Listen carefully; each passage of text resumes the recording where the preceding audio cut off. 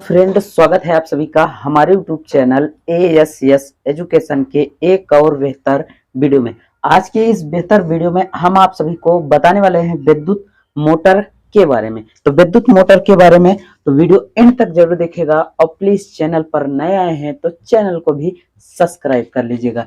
चलिए बात करते हैं विद्युत मोटर। सबसे पहले हम विद्युत मोटर के बारे में जानते हैं, इसमें क्या क्या होता है। ठीक, तो आप यहाँ से देख सकते हैं कि इसके जितने भी पार्ट हैं आपको अलग अलग तरीके से यहाँ दिखाए गए हैं। ठीक, तो सिद्धांत, इसका कार्य क्या है, सिद्धांत क्या है, ठीक, उसके बारे में हम जानते हैं सिद्धांत के बारे में।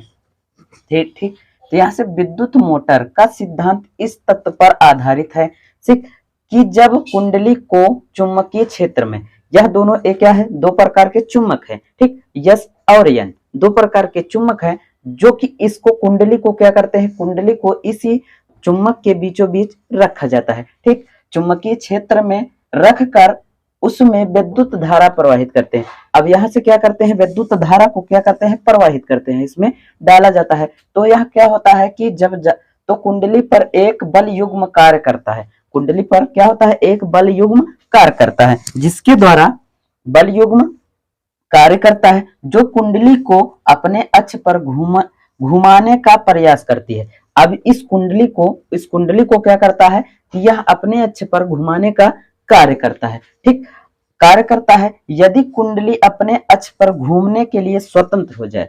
जब कुंडली अपने अक्ष पर क्या हो जाए, घूमने के लिए स्वतंत्र हो जाती है तो वह क्या होता है, हो जाए तो वह घूमने लगती है। अब यह कुंडली यदि चुंबकों के बीच में रखी हुई है, यदि यह स्वतंत्र हो जाती है तो कुंडली क्या होने लगती है, घूमने लगती है, मूव करने लगती है। अब ठीक इसके अलग अलग पार्ट के बारे में कि आर्मेचर क्या है, विभक्त विलय क्या है, चुंबकीय क्षेत्र क्या है, ठीक, इसको हम अलग अलग पार्ट करके आपको पूरी तरीके से बताते हैं, जो कि आपको यहाँ से देख सकते हैं। यहाँ है क्या, एक प्रकार की बैटरी है, यहाँ से बैटरी लगी हुई है। इस बैटरी में क्या करते हैं, विद्युत धारा को प्रवाहित करते हैं। अब यहाँ से ब्रश लगा हुआ है, ये दो प्रकार के क्या है, हमारे ब्रश लगे हुए हैं। ठीक, इस ब्रश की सहायता से ये क्या होता है, कुंडली साफ होती रहती है। ठीक, अब इसमें के एन दोनों क्या है, ब्रश है। यल एम इसमें क्या है, दोनों मोटर लगे हुए हैं। ठीक, अब विभक्त वलय ये दोनों क्या है, विभक्त वलय है। ठीक, अब यहाँ से आर्मेचर ये जो आर्मेचर किस चीज का बना होता है, ठीक, उसके बारे में हम जाते हैं। और उसके बाद चुंबकीय क्षेत्र क्या है, चुंबकीय क्षेत्र का किस प्रकार से इस आर्मेचर कुंडली को चुंबकीय क्षेत्र स्वतंत्र करता है और किस तरीके से नचता है। तो एक एक पार्ट को हम करके समझते हैं। आगे संरचना, जितनी भी उसकी संरचनाएं थी उसमें जितने भी अलग अलग पार्ट, जो कि 3 महत्वपूर्ण पार्ट थे रचना में। विद्युत मोटर में 3 मुख्य भाग होते हैं। ठीक, उस मुख्य भाग को हम जानते हैं कि किसको क्या कहते हैं। ठीक, तो जैसे पहला है चुंबकीय क्षेत्र। चुंबकीय क्षेत्र हमने बताया उसमें पार्ट में लगा था कि जिसमें कुंडली लगी हुई थी वही हमारा क्या था, चुंबकीय क्षेत्र। यह एक शक्तिशाली चुंबक का होता है जिसके ध्रुव खंड यन यस थे। ठीक, यन यस तो आपको ही हमने बताया ही है कि यन यस क्या उसमें थे,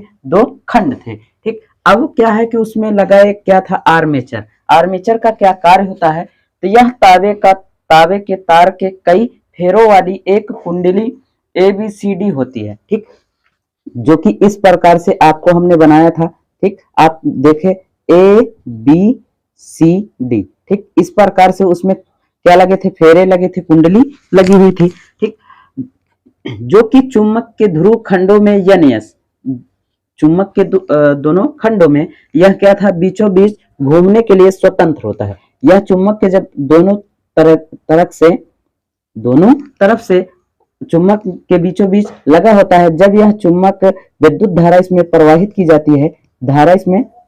जाती है, तब यह क्या करता है, स्वतंत्र रूप से घूमने का प्रयास करता है। ठीक, अब इसमें तीसरा है क्या, विभक्त वलय तथा ब्रश। ठीक, विभक्त वलय तथा ब्रश। तो ठीक, यह इसमें क्या था कि यह एक पीतल का एक छल्ला था। पीतल का एक छल्ला होता है जो दोनों बराबर भागों में विभाजित होता है। दोनों क्या होता है, दोनों बराबर भागों में से बना हुआ था इस प्रकार से। ठीक, आपको समझ में आ रहा होगा कि इस प्रकार से जो बना हुआ था, यहाँ से एक बार या तो फिर आप फिर से चित्र रिवीजन देख लीजिए। तो इसमें क्या थे कि ये दोनों क्या के इसके बगल में ये लगे हुए थे, दोनों क्या थे, ब्रश थे। ठीक, इस प्रकार से जो लगा हुआ था इसमें दोनों ये क्या थे, ब्रश थे, ब्रश लगे हुए थे। ठीक, अब क्या है, दोनों भागों में विभाजित होता है। यह दोनों भाग एक दूसरे के पृथक होते हैं। ठीक, पृथक होते हैं, बराबर भागों में होते हैं। ठीक, और क्या होता है, कुंडली एक सिरा वलय के एक भाग से तथा दूसरे भाग से जुड़ा होता है। दोनों भाग क्या होते हैं, एक दूसरे से जुड़े होते हैं। ठीक, लेकिन इसमें जुड़ा नहीं दिखाई देता है क्योंकि यह अलग अलग पार्ट में दिखाई देता है, लेकिन यहाँ क्या होते हैं, आर्मेचर यह जुड़ा हुआ होता है। ठीक, एक दूसरे से जुड़ा होता है। एक ब्रश में विद्युत धारा कुंडली में प्रवेश करती है। ठीक, जब एक ब्रश से इस ब्रश में विद्युत धारा क्या होती है, इसमें प्रवाहित की जाती है। ठीक, धारा इसमें प्रवाहित की जाती है पहले वाले में, और दूसरे वाले में क्या होता है कि दूसरे वाले में इसके धारा इसमें प्रवाहित होती है और दूसरे वाले से बाहर निकाली जाती है। ठीक, बाहर निकाली जाती है।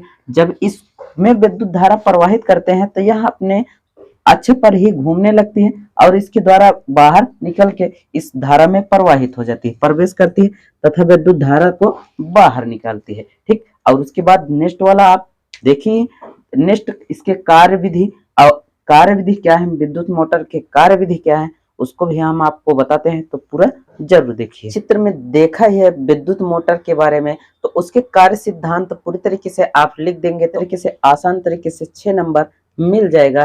ठीक, तो पूरा देखिए कि किस तरीके से हमने कार्यविधि बताया है, एकदम आसान तरीके से। आप एक बार में ही पढ़ेंगे तो पूरी तरीके से आपको याद हो जाएगा।